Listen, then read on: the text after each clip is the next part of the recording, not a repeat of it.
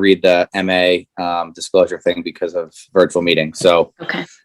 Good evening. It's 5:03 Eastern Standard Time, and I'd like to open the July 20th school committee meeting. This meeting is being held virtually on Zoom. The town of Littleton began conducting remote participation Zoom meetings pursuant to Governor Baker's emergency order suspending certain provisions of the open meeting law on March 19th, 2020. Since that time, unanticipated legal concerns related to the open meeting law have been brought to our attention by the town clerk. Those concerns were supported by the Attorney General's office and confirmed by town council. One concern is that the chat function allows a parallel text conversation to a board's public meeting. Chat is essentially running commentary that is occurring, but is not monitored or followed by the chair, by the chair. All participants and listeners may not be aware of comments being made because some meeting participants join by phone and do not see these conversations. Another concern is conversations between residents within the chat room, which are not incorporated into the public record. In response to these concerns, the town will implement the following changes, which in no way prohibit any member of the public from participating in discussion and sharing information during the public meeting, and will ensure that all listeners and participants have equal access to the meeting. Participants that joined the Zoom meeting are set so their microphones are muted. If you call in by phone, please use *6 to mute or unmute your phone. So that the meeting can occur in an orderly fashion, we ask that people who join keep their microphones on mute so background noise does not interfere with the meeting. If you wish to participate in the meeting, please use the raise your hand function available on Zoom, or if you call in by phone, dial *9, which will activate the raise your hand function. The meeting host will notify the chairperson of raised hands, and the chairpersons will determine whether or when to allow public comment. When called upon, participants should unmute, state their name and address for public record. After speaking, we request that participants return their microphones back to mute. All right, having gotten that out of the way, I'd like to call the meeting to order. This is our first opportunity we've got obviously a single agenda item here, but we have an opportunity for interested citizens. I'd like to take a brief pause here to see if we have anybody and see if anybody wishes to share anything with the school committee. No, there's nobody on. There is no one on. So Stace, okay, just some feedback from Stacy. She's saying she still can't get on for some reason, and she says her husband's trying and he can't get on either. Oh. Tell her I texted her the correct link, and that's the last shot. If that doesn't work, we'll just go forward. Yeah. All right, one second. Good job multitasking, Justin. Trying. Yeah, you're crushing it. All right. Brad, you're muted. I was just saying Justin could have practiced reading that announcement one more time at the beginning. I just emailed Stacy the link again. All right. Well, we hope Stacy can make it. Moving on to our single item here, new business review of bus route analysis proposals and costs. So I believe Dr. Clenchy shared with the proposal with everybody. Hopefully you had a chance to read it just to give you some background information. What I'd like to start this with is either maybe the superintendent's office sharing some background information, or perhaps Jen and Bino would like to share some information related to the school start time committee.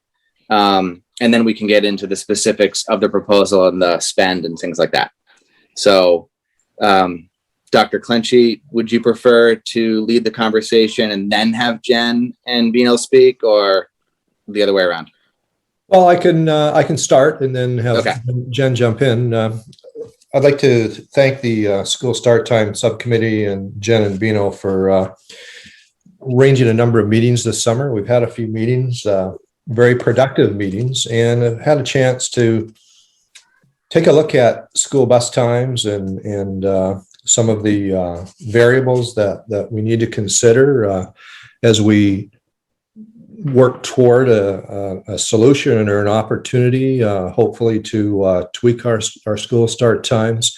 It became very evident to us that it is a very complex issue with many interacting variables. And as a result of that, we felt that it would be prudent to bring somebody in to do a study and look at many variables, including traffic flow at various times during the day, to ensure that we don't miss anything as we're trying to figure out later start time for the high school.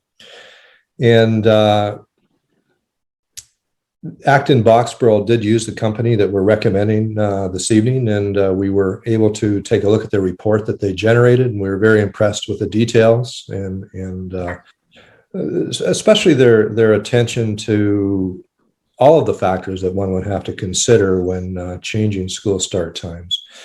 So with that, I'm going to turn it over to Jen and Bino to add additional comments. Sure, I can start. Just briefly to update you guys on the working group. We have a really solid working group. I joked the other day, it's like Noah's Ark. We have 2 of everything. We've got 2 school committee members. Well, not everything. We got 1 Kelly Clenchy. You're unique, but and Steve. 2 school committee members. 2 students, high school students. 2 parents. 2 principals and an assistant principal. And then we have Mike Lynn and a couple of other people, but it's a very good representation across schools and types of people that are involved in every aspect of this. We had a kickoff meeting in mid-June where we very clearly outlined what the goals of the meeting were, and then the ultimate goals of the group, which is to make a decision about all of this with community input and lots of research beforehand. And we, in that meeting, identified some likely scenarios for some later school start times for the older schools. And then since that meeting, we kind of split off into subcommittees, where Bino is leading the charge on developing a survey for probably August or September timeframe for the community. So she's made some progress on that. She and I both have really dove into the bus issues. So, that's sort of a tag team issue. And then a couple other folks are working on the sports stuff. So John Harrington volunteered to really lead the charge with Mike Lynn around figuring out the athletics and the scheduling around that and the impacts that any changes would have on that. So since then, Bino and I have met with Steve, Mark, and Kelly and Sandra from D-Bus. And got a lot of data on, or a lot of information on the different scenarios and all the different challenges, cataloged a lot of challenges. And Bino, you want to talk about your discussion with Michelle? Yeah, so we set a framework for the survey. Our thought was it was really helpful to get information on how other school districts have done the process. And we saw a survey that AD did as well. We really felt like, we don't want to present too many options or ask too many questions, but really present maybe like 2 or 3 that we already know are feasible. So we're going to vet about 3 options that are feasible, put all 3 out to the community and ask for what they see as maybe the benefits and the challenges to all the options. So we're getting information on, option 1, what do you really see that might be the challenge there? And what do you see as benefits? Same for option 2 and 3. And then ask at the end for them to choose one that their family would prefer, that would work best for their family. Because we don't just want to ask everyone to pick and then outline the benefits and challenges of that. We'd actually really appreciate hearing from all of them. So we made that framework for that survey. And then once the committee decides what the feasible options are, we're going to plug those in, and then we'll have those ready to share. And we can share with the community. And then I think the same survey would translate to staff, and we can probably add an additional question, particularly for them. But I think we can use the same framework for the survey for both. Thanks, Bino. And I'll just say that, coming out of our conversations with Sandra at D-Bus, I'll echo what Kelly said. It's really complex. I don't think anyone thought it wouldn't be, but it became clearer to me that Littleton is uniquely complex, in large part because of the way our schools are physically set up, and then the 4-school tiered system. So 2 schools in the middle, age middle-wise, shared campus. Then you got the high school on one side of town, and Shaker Lane on the other side. Other towns that D-Bus has successfully done this transition with have either all their schools on one campus or across the street from one another, and so it just makes the drop-off situation so much easier. So there's a lot that we're up against with that. Sandra also mentioned that because of our location at the intersection of Route 2 and 495, there's a lot of cutover traffic when there's traffic on, so she did a good job of outlining all the challenges. And I do firmly believe that utilizing a consulting company that has proven to be successful in coming up with solutions for our, school system that's even to some extent larger and more complex than ours, and come up with a successful, hi, Stacy, Thank you. Set of solutions. I really feel very good and confident about working with this consulting company in particular. So they have reduced their price for us from the initial proposal, and I think it's well worth it. And I also mentioned on a call with these guys last week, we really want to come to a solution sooner than later. But even if we cannot, for some reason, pull this together for the 2023 school start year, this data that comes out of this survey will be useful to us for at least the next couple of years as we continue to work on this. So I think it's a really good investment for the kids. And I think this group has been really good in terms of we're really like digging our feet in, and like Jen said, there's so many challenges, but everyone's really trying to brainstorm and figure things out. And then somebody will say, well, but let's think about this. And so it's a very collaborative, inclusive process. And I think we have all the right stakeholders and people to give their perspectives in it. And this consulting company and the report that they add is another valuable piece of data that I think will be really helpful in solving the puzzle. All right.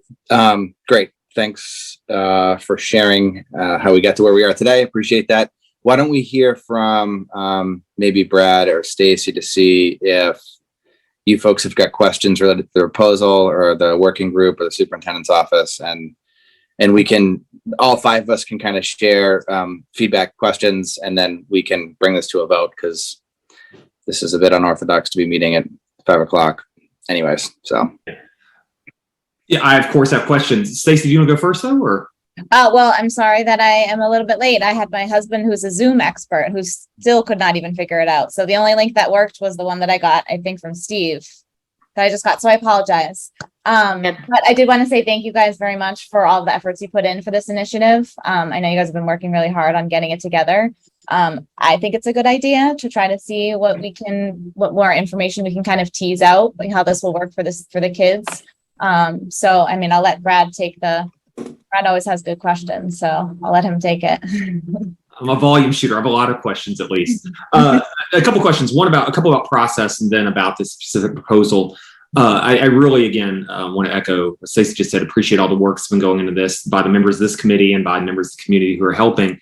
I guess as we move forward, I think it would be useful for us. I love the idea of a survey. I assume there will be some sort of public fora where we talk with folks. At some point, we'll want to, y'all have done all this, I'm sure you've done a lot of reading, and I think it may be useful as we start narrowing in on decision, if we can share the resources that have been most influential in your thinking, just so we can read the same stuff and have conversations. Over the last couple of years, we've seen people calling in with, well, I read this and I read that, and so said this. I think just, if we can just put our cards on the table, so these are the 5 studies that seem to be most influential, then I think that'll be just something we can use moving forward. I guess my question about the proposal is, one is I will support this. I think it's the right thing to do. Let's get all the information. School committees have been talking about doing this for the last 10 years. It seems like we have the momentum to do the study and take the vote. Let's make sure we have as much information as possible. I guess my question though is about just looking at the contract when it talked about with the timeline. It seems like they'll have, if I can look at it real quickly, evaluation start time scenarios would be due to us, I assume, or due to the subcommittee by August 2nd, with a detailed analysis of preferred scenario, singular, by August 16th. Is that anticipating that we would have narrowed in on the one by August 16th? Or I guess that was my one question is, and Steve's raising his hand. If you so those contract dates will change a little bit because we're obviously in July. We're late in July now, so those timelines will be pushed back at least a couple of weeks. Yeah, I guess I appreciate that, and I guess my question is, or my concern is that we go. I don't want us to go from, hey, these are the scenarios, so 2 weeks later, this is our preferred scenario, without the kind of community input that the subcommittee was talking about earlier. So I just that timeline looked really compressed. It's certainly, if it's happening in mid-August, then I think that may be too compressed, given the surrounding context.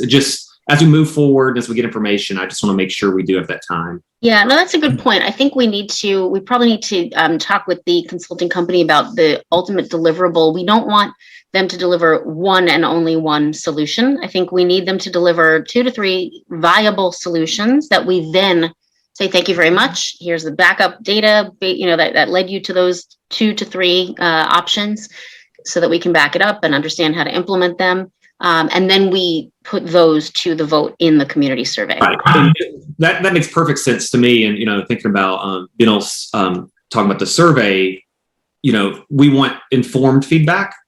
And so here are our options. Here's a study that explains kind of the costs of at least, part of the options, something like that. The more ways we can be transparent and give people making decisions information, I think the better. And so if we can coordinate those 2 things, that's great. If we can't, that's probably fine too. But I'd like to err on the side of transparency and inclusion here.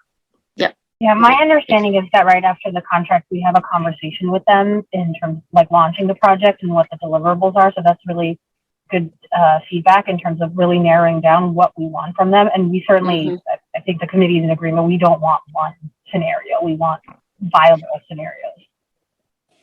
Great. Then I'm going to absolutely support this, just for the record. Great. Stacy, do you have more to say? I know you kind of yielded to Brad, but my only question, just because I missed a little bit of that, is is the goal to get this started up by September or mid-year next year, or is it just kind of fluid whenever we get enough information and are able to make the decision? You mean the actual implementation of the new? Yeah. No, the goal would be to get that started starting in the beginning of the school year of 2023. 2023. Okay. So there's a lot of time, a lot of work that we have to do to kind of. Yeah, because some of the scenarios include a budget increase for additional buses that has to get passed as a budget issue. Then there's also teacher contract negotiations that have to come into play. So truly, I mean, a lot of this stuff is contingent on a number of different things happening.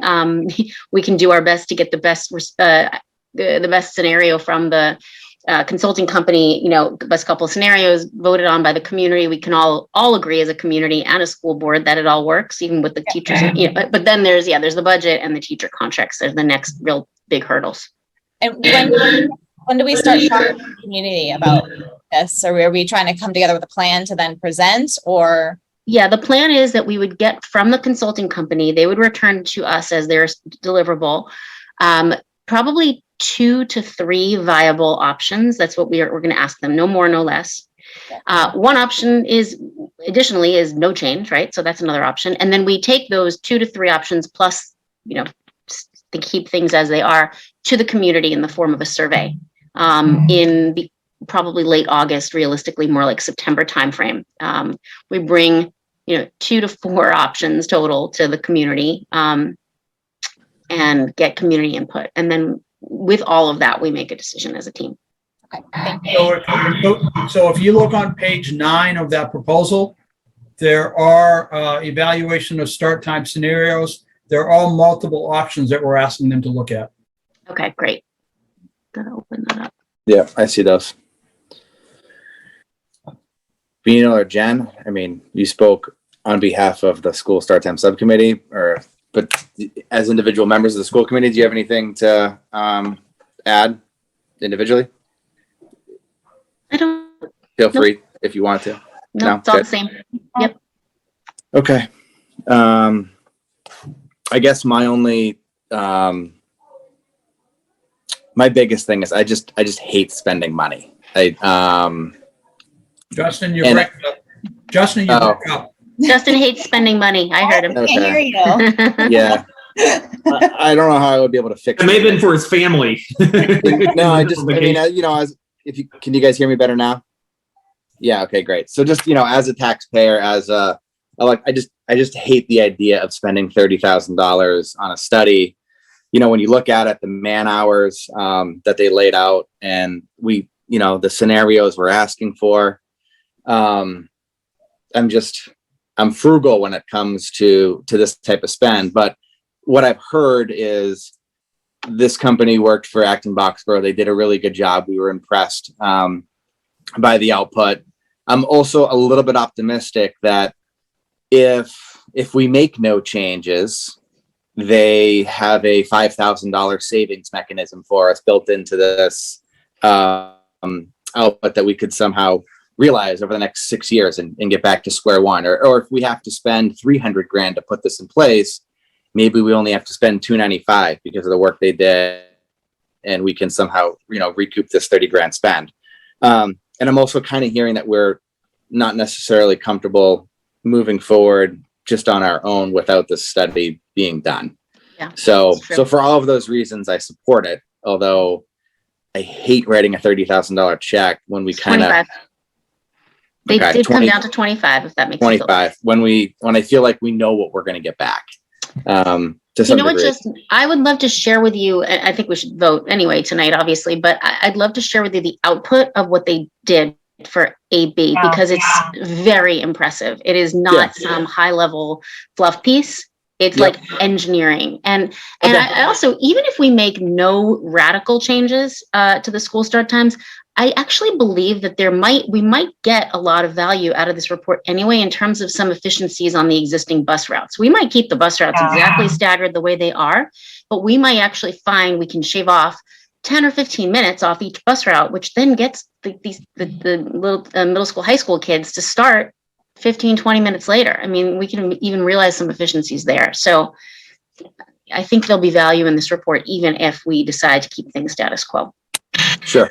And if I could add, Justin, I absolutely agree and appreciate we all should be very hesitant to spend taxpayer money. And why we're having this meeting is we wanted to make sure that this came before the community and the committee without just authorizing the administration to do it. But this is a big decision. It's one of the bigger decisions we'll make as a committee. Probably, like I said, over the last 10 years, people wanted to do it. We should have all the information. And given the stakes here, 25,000. I'm never gonna say it's not a lot, but it's pretty small compared to if this is a 3-year, 5-year, or 7-year decision. I'm comfortable with doing it. Can I add, Justin brought up a good concern about budget. Are there any other expenses that we can anticipate coming down the pipeline after we get this assessment done? Like, what's the next step? What's the next investment for us? It's kind of like a construction project. Like, you start with one quote and then it adds on and it adds on, or is this pretty much all we need to get done? And then we just have to get community buy-in and hiring. So not from the consulting company, there are no additional expenses. That they hand us the report and walk us through it, and I think that's that. But there are probably 2 potential pathways that they will take us down, one or the other. One will be keeping the existing buses that we have today, the 8 or potentially 9 buses today, which costs us nothing incrementally. And then the other would be adding additional buses in order to consolidate bus routes, so that we don't have to have 3 hours of buses going around the whole town. That's going to cost money. That's going to cost a lot of money. Buses, drivers, all that. So, but we all know that there's going to be either no additional expenditure or a lot on more buses, but nothing in terms of more consulting fees. But that would be a consequence of the decision we made. Right. So where do you and this might be a future question, but where do we start to get community input to know whether to continue to invest because we have enough community buy-in, or because you'd hate to spend $30,000 as a big investment, but then to get buses, where in that process are we making sure that we have community buy-in for this before we've invested so much into the project and then parents are like, yeah, we're not interested in doing this? I mean, so that will happen before, right? Yeah. Before the school committee votes on a decision, community input, like the survey will happen, and there will be an open forum, I think is the plan, for the community to come and give their feedback. So we will gather as much community input as possible before even putting this to a vote as a school committee. Okay. Yeah, and I think historically we've had members of the community reaching out to the school committee proactively without us really formalizing this, the 5 of us. So we know that there's some community support out there. And I think that by the time we get this report back, which is kind of like the architect plans of how we would do this, it's going to coincide nicely with sort of the beginning of the school year, which is when a lot of parents start tuning back into school committee meetings and what's going on with their kids as it relates to the school system. So I think that's going to tie nicely with an opportunity to engage the community on this topic. And then do we want to take the plans that we got and build a new system, or do we not? Kelly, anything, or Steve, anything to add before we bring this to a vote, or we ask for a motion? Just one thing, Justin. In the motion, if you're going to put a dollar amount, I would prefer to put the 30,680 in. We have not seen the revised proposal yet, so I don't want any surprises until we have something in writing. I just want to be cautious. Sure. We can go with a motion that entertains an up to price of $30,680. All right. Brad? Justin, I'm prepared to make that motion. I move that the school committee authorize spending up to $30,680 to fund a school bus route analysis associated with potential school start time changes. That motion covers it. All right, I'll perfect. second the motion. Yep. Motion made by Mr. Austin and seconded by Ms. Gold. Any further discussion? Hearing none, we'll call for a roll call vote because this is a virtual meeting. Mr. Austin? It's like old times. Brad Austin votes yes. All right. Ms. Gold? Jen Gold votes yes. All right. Ms. Patel? Patel, yes. Mr. Marius? Stacey Damaris, yes. All right. And Justin McCarthy votes yes as well. So we can record that vote is unanimous. And that wraps up that.